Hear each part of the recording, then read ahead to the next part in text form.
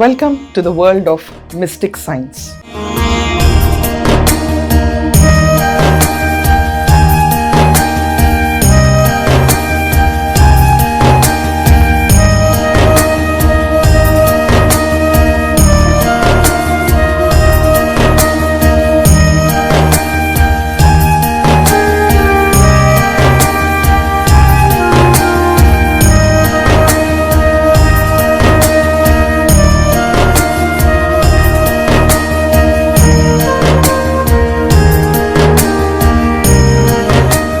What is mystic science? మనకి తెలియని విషయాల్ని అవి లేవు అని నమ్మటం అవివేకం. ఈరోజు చిన్న టాపిక్తో స్టార్ట్ చేద్దామని డిసైడ్ అయ్యాను నేను. పరమహంస యోగానంద గారు చాలా వరకు జనాలకు, ఆంధ్రప్రదేశ్లో అవనండి, తెలుగు స్పీకింగ్ జనాలకు అవనండి, ఒక యోగి ఆత్మకథ అన్న ఒక పుస్తకంతో అతి చేరువైన ఒక మహాయోగి, పరమహంస స్థితిని పొందిన మన భారతీయుడు పరమహంస యోగానంద గారు. He is the man who has drawn Mahavatar Babaji గారి చిత్ర రూపాన్ని గీసి జనాలకు చూపించిన మహాయోగి. ఈరోజు మనం పికప్ చేసుకున్న టాపిక్ పూర్వజన్మ సంబంధాల్ని ఈ జన్మలో గుర్తించడం ఎలా.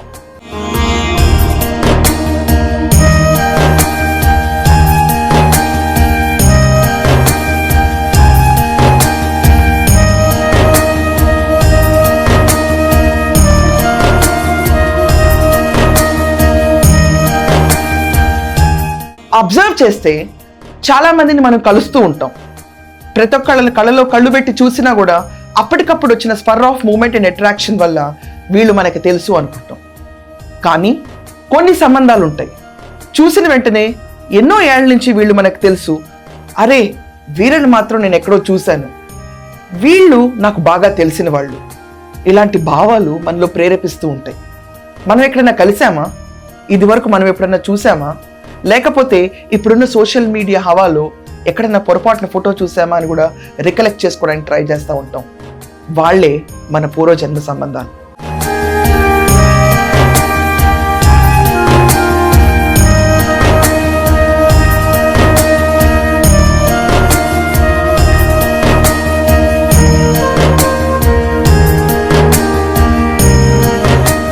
మనం అబ్జర్వ్ చేస్తే మనం చేసుకున్న భార్యాభర్తలు అవనండి, మనకి పుట్టిన పిల్లలు అవనండి, ఆఖరికి మనం అక్కడక్కడ కలిసే కొంతమంది శత్రుశేషాలు అవనండి, లేకపోతే ఏదే పనిగా ఆలోచిస్తున్న ఒక వ్యవస్థ, ఒక చోటు, లేకపోతే కొన్ని ప్లేసెస్ మనం వీటిని బాగా తెలుసు, ఇక్కడికే వెళ్ళాలి, ఈ పర్టికులర్ ప్లేస్కి వెళ్తే ఏం జరుగుతుందో నాకు తెలుసు, దాని గురించి ముందే అవగాహన ఉన్నట్టు, దాని గురించి మనం రీసెర్చ్ చేయకపోయినా తెలుసు అన్నట్టు మన మెమరీ ఒక రీఅవేకనింగ్ స్టేజ్కి వెళ్తుంది.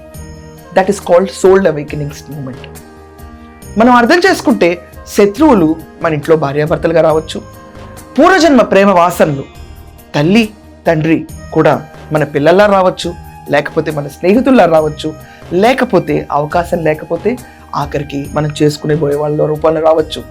ఏదో ఒక రూపైన పూర్వజన్మ సంబంధం ఈ జన్మలో మనకు కనెక్ట్ అవుతుంది. ఎన్ని జన్మలు మారినా ఒక మనిషికి మారింది ఒకే ఒకటి, వాళ్ళ కళ్ళు మాత్రం ఎన్ని జన్మలెత్తినా, సోల్ ఎన్ని రూపాలుగా మారి ముందుకెళ్ళినా వాళ్ళ కళ్ళు మాత్రం ఎప్పుడు మారవు, ఒకే రకంగా ఉంటాయి. ఈరోజు మనం చూస్తున్నట్టయితే కన్ను అంటే బయటకు కనిపించే కన్ను అంటే ఎస్, ఫిజికల్లీ కనిపించే కళ్ళ కలర్ అవనండి, లేకపోతే వాటికున్న పర్సెప్షన్ అవనండి, ఇవి మాత్రం ఎన్ని జన్మలకి మారవు. ఆజ్ఞాచక్రంలో ఎమిట్ చేసే బ్లూ రే దగ్గర నుంచి ప్రతి ఒక్కటి ఇంటాక్ట్ ఉంటుంది. మన కర్మలు అనేవి మన చుట్టూ ఎంత వెంటాడతాయి అంటే, ఇంగువ కట్టిన బట్టకి వాసన ఎలా పోదో, ఈ శరీరం అన్న ఒక తోలును తగిలించుకున్న ఈ ఆత్మకి తన కర్మలు కూడా అలాగే పోవు. దీన్నే సంస్కారాలు అంటారు. ఇవి గుర్తొస్తూ ఉంటాయి మనకి, మనం లాగుతూ ఉంటాయి, మనం ఇదివరకు నడిచిన బాటల్ని ప్రేరేపిస్తూ ఉంటాయి. ఇదే కర్మ సిద్ధాంతం.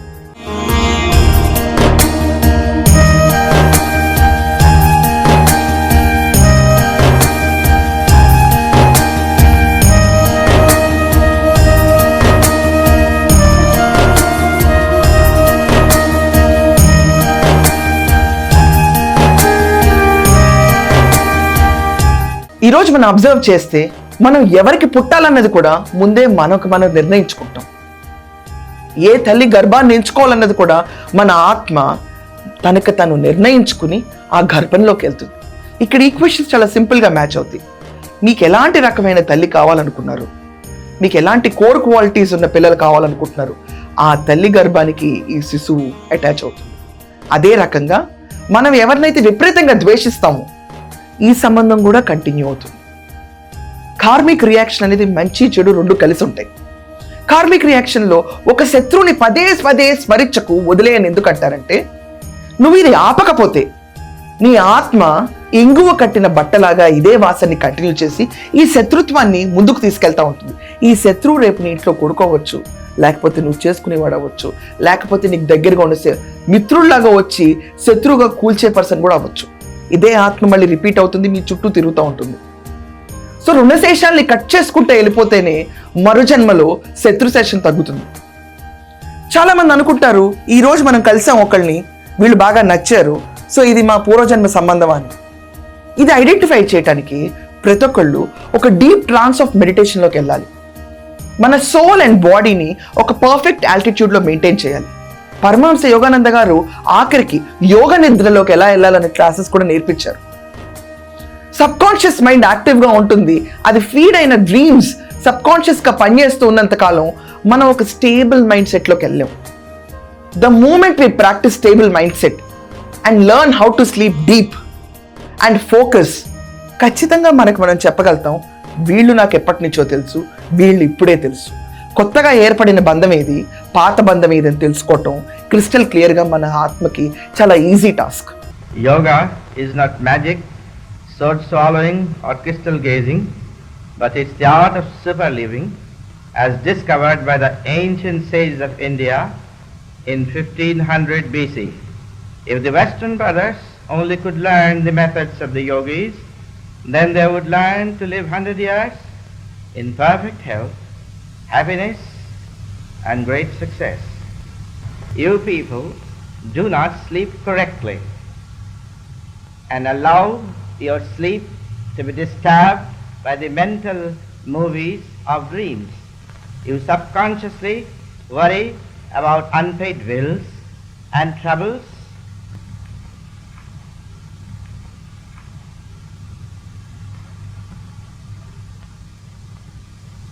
The reason for lying in this posture is to keep the internal organs floating in the tray of the chest and abdomen free from any pressure. But by closing the eyes and in a relaxation, I can remain asleep several nights, and by opening the eyes and recharging the body, I can keep awake several days. Now I will go into the state of superconscious bliss by lifting my eyes higher in a relaxation and controlling my heartbeat. కొంతమందిని చూస్తే మనకి అపరిమితమైన ప్రేమ వస్తుంది, వాళ్ళ కోసం ఏదైనా చేయాలన్న feeling ఉంటుంది. అది పూర్వజన్మలో తీరని ప్రేమ బంధం. కొంతమందిని చూస్తే సొసైటీ ఒప్పుకోకపోయినా వాళ్ళతో ట్రావెల్ చేయాలనిపిస్తుంది. అది మిగిలిపోయిన రుణశేషం. ఈ రుణశేషం ఫర్ ఎవర్ కంటిన్యూ అవుతుందంటే అవ్వకపోవచ్చు.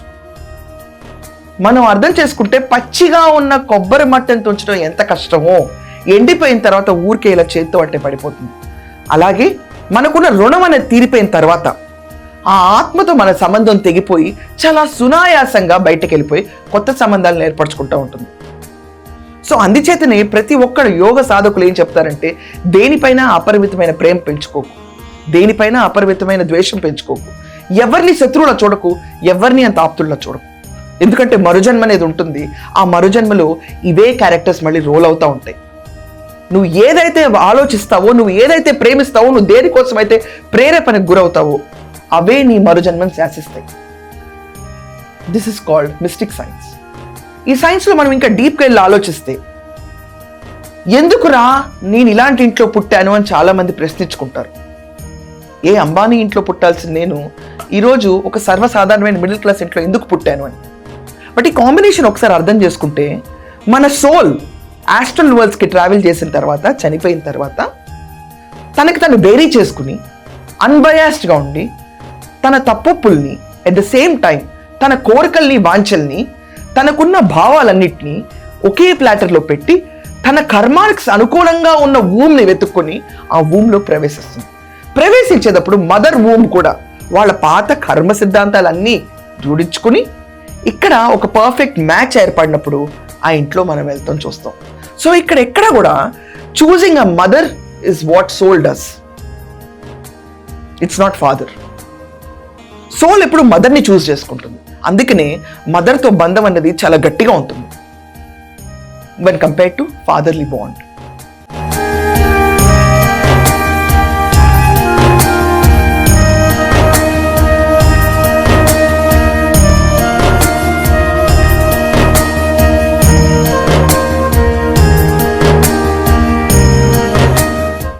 మనం అబ్జర్వ్ చేస్తే వీఆర్ విక్టిమ్స్ ఆఫ్ విక్టిమ్స్. వాళ్ళు తీసుకున్న కోరికల మీద మనకున్న కోరికల మీద కలిసి మానవ జన్మ ఎత్తినప్పుడు వాళ్ళని నిందించడం, దూషించడం తప్పు. ఇది నువ్వు కోరుకున్న జన్మే. తిరగరాయాలనుకుంటే నీకు నువ్వు సహజ సిద్ధమైన స్థితికి వెళ్ళి మనసులో ఎలాంటి ఆలోచన లేకుండా పాస్ట్ అండ్ ఫ్యూచర్ని పక్కన పెట్టి ప్రెసెంట్లో కనుక నువ్వు ఉండగలితే నీ concentration and power billion times పెరిగిపోతుంది. ద మూమెంట్ ఒక్కసారి పాస్ట్ అనేది ఏంటో మర్చిపో, ఫ్యూచర్ అనేది ఏంటో మర్చిపోయి ఓన్లీ ప్రెసెంట్ మీద 100% ఫోకస్ చేయి. నీ ఆలోచనలు మారిపోతూ ఉంటాయి. దీనికంటే సింపుల్ ఫిలాసఫీ ఇంకోటి ఉందండి. ఎవరన్నా ఒక 3 నుంచి 4 గంటలు సైలెంట్గా మొబైల్ ఫోన్ ఈ రోజు ఉన్న రోజుల్లో పక్కన పడేసి మనకొచ్చే భావాలన్నింటినీ కంటిన్యూ అవనిస్తా, అవి కూడా ఫేడ్ అవుట్ అయిపోయి అలిసిపోయి ఇంకా ఆలోచించడానికి ఏమీ లేదన్నప్పుడు your negotiation will start with yourself. మీకు మీరు మాట్లాడుకోవడం మొదలు పెడతారు, మీతో మీరు మాట్లాడతారు, మీతో మీరు ఉంటారు. అప్పుడు అర్థమవుతుంది నేను ఎవరిని. ఈ ప్రశ్న ప్రతిరోజు ఉద్భవిస్తుంది. ఒకవేళ మనతో మనం సమయం గడుపుకోగలితే కనుక సమాజం, సొసైటీ, ఆర్థిక లావాదేవీలు, బంధాలు అన్నీ కూడా కరుగుతూ ఒక్క నిమిషం వస్తుంది నేనెవరు అని ప్రశ్నించుకోవడానికి. ఆ క్షణం చాలు మీ వ్యూహ రచన మొదలవుతుంది. నేనెవరిని, ఇలాంటి బాడీస్ ఎన్ని మారుతాయి, కానీ నేను ఈ కర్మ సిద్ధాంతంలో ఎందుకు ఇరుక్కుపోయాను అని చెప్పి ఆలోచన మొదలైన రోజు, అది ఒక ఎన్లైటన్మెంట్కి జర్నీ స్టార్ట్ అయిన రోజు. Who am I is the biggest question. నేను నా పేరు కాదు, నేను నా శరీరం కాదు, నేను నా చుట్టుపక్కల ఉన్న బంధం కాదు, నేను ఒకళ్ళ కూతుర్ని కాదు, ఒకళ్ళ భార్యని కాదు, ఒక చెల్లిని కాదు, కొంతమందికి స్నేహితురాల్ని కాదు, అసలు నేనెవరు. ఇది ద మూమెంట్ ఆఫ్ ఎన్లైటన్మెంట్. మనం అబ్జర్వ్ చేస్తే చాలా మంది ఈ రోజు దాకా ఇలా తెలిసిన వాళ్ళని, ఎక్కడో చూసాం అనుకున్న వాళ్ళని, వీళ్ళని ఎక్కడో చూసాం, వీళ్ళు మాకు బాగా తెలుసు, అసలు వీళ్ళ గురించి ఇంట్రొడక్షన్ అక్కర్లేదు, మా జీవితాన్ని గడిపేయగలుగుతామని వెళ్తారు. గుడ్డిగా నమ్మేస్తారు, ఆలోచించకుండా వెళ్తారు. గట్టిగా ఒక్కసారి కళ్ళు మూసుకుని మీతో మీరుండి ఆ మనిషి గురించి ఆలోచించండి. ఎక్కడో బాగా తెలిసిన వ్యక్తి అయినట్టుకుంటే గనక, ఇంకా మీకు అదే దృఢ విశ్వాసం ఉంటే గనక, ఇది ఖచ్చితంగా మీ పూర్వజన్మ సంబంధం. అండ్ ఇంకా కొంచెం దూరం వెళ్తే చిన్న విషయాన్ని అర్థం చేసుకుంటే ఈజీగా ఉంటుంది. 7 తరాల్లో ఏదో ఒక తరంలో ఒక తరం రిపీట్ అవుతుంది, 7వ తరం అని. ఈ విషయాన్ని కూడా మర్చిపోకూడదు ఎప్పుడు. They try to come back ఆ లీనేజ్లోకి. లేకపోతే చాలా విజ్ఞత ప్రదర్శించినప్పుడు వీటిని ఛేదించుకుంటూ కొత్త జీవితాన్ని వాళ్ళకు వాళ్ళు రాసుకుంటారు.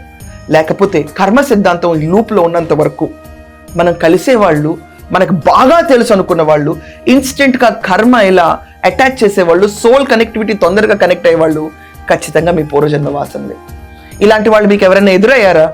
ఎదురైనప్పుడు మీకు ఎలా అనిపించింది? శత్రుత్వంలో కూడా ఎప్పటి నుంచో తెలిసిన శత్రువు అన్న ఫీలింగ్ ఉందా? ప్రేమికుల్లో కూడా ఎప్పటి నుంచో తెలిసిన మనిషి అన్న ఫీలింగ్ ఉందా?